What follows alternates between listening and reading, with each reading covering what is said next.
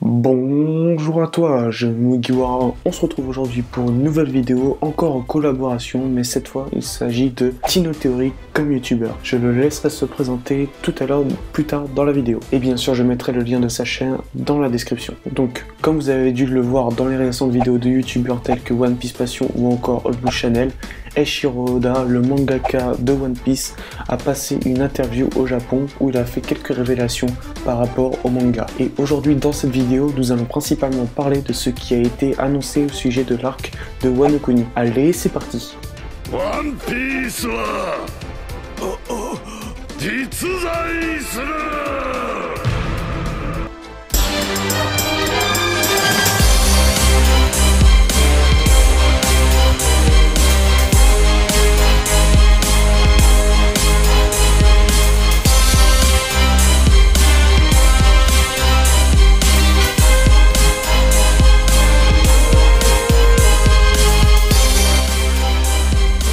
Depuis quelques années, lorsque l'arc Wano Kuni a été prononcé dans One Piece, on a une montée de hype des lecteurs envers cet arc. Cependant, avec l'annonce récente d'Oda qui va encore décaler Wano Kuni pendant 1 ou 2 ans, et ceci provoque une certaine déception des fans. Et donc dans cette vidéo, nous allons nous demander pourquoi il y a autant de hype envers Wano Kuni, et puis si au final mérite-t-il cette fameuse hype. Pour cela, nous allons structurer cette vidéo en 3 parties. Tout d'abord, on parlera des événements annoncés qui auront normalement lieu durant cet arc et qui donnent un signe hype envers les fans. Ensuite, on évoquera la vision que peut avoir le lecteur sur le déroulement de Wano Kuni. Et enfin, on se demandera par divers arguments si au final l'arc va peut-être nous décevoir à cause de la grande hype qui a été imposée pour Eiichiro Oda. Les 3 arguments que nous allons vous citer ont été prononcés par Eiichiro Oda lui-même lors de ses différentes interviews. Donc tout d'abord, il est prévu dans cet arc qu'il y ait un flashback, mais dont on ne sait pas encore s'il sera court ou long. Cependant, on sait qu'il concernera bien évidemment notre héros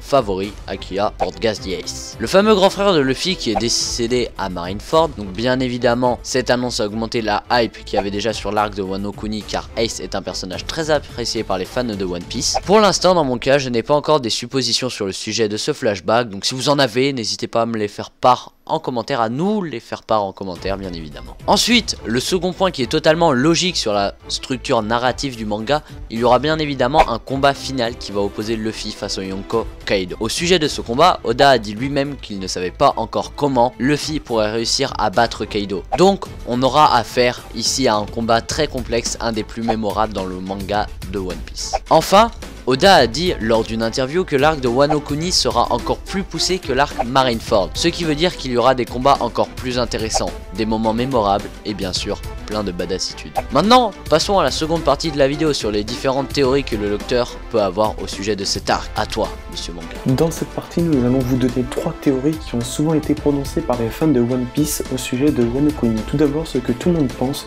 c'est que nous aurons affaire à un grand combat mené par Zoro face à un adversaire de son niveau. En effet, depuis l'ellipse, nous n'avons encore eu aucun nouveau pouvoir digne de ce nom de la part de Zoro, surtout qu'il s'est quand même entraîné avec un des grands corsaires qui est Mihawk, le plus grand sabreur du monde. Donc bien évidemment, dans cet arc, les lecteurs attendent un power-up de Zoro en rapport soit avec le démon Ashura, ou bien avec son œil gauche qui intrigue beaucoup les youtubeurs vu le nombre de théories qu'il y a là-dessus sur YouTube. Ensuite, comme deuxième Mugiwara qui pourrait être sur le devant de la scène dans l'arc de Wano Kuni, c'est Chopper. En effet, souvenez-vous, Kaido sera sans doute présent sur Wano Kuni avant que Luffy arrive sur cette île, et on sait qu'il collectionne beaucoup de bêtes. Or, ici, Chopper a mangé le fruit de l'humain, donc Kaido sera sans doute intéressé par Chopper, et on aurait donc un combat entre Chopper et Kaido qui pourrait provoquer ainsi un power-up de la part du médecin de l'équipage des Mugiwara. On pourrait comparer ça comme le combat Brook Big Bone par exemple. Et enfin, comme nous l'avons dit dans la première partie, nous aurons affaire au combat final qui opposera Kaido à Luffy, et bien sûr lors de ce combat il y aura forcément un power-up de la part du capitaine des chapeaux de paille. Mais de quelle forme?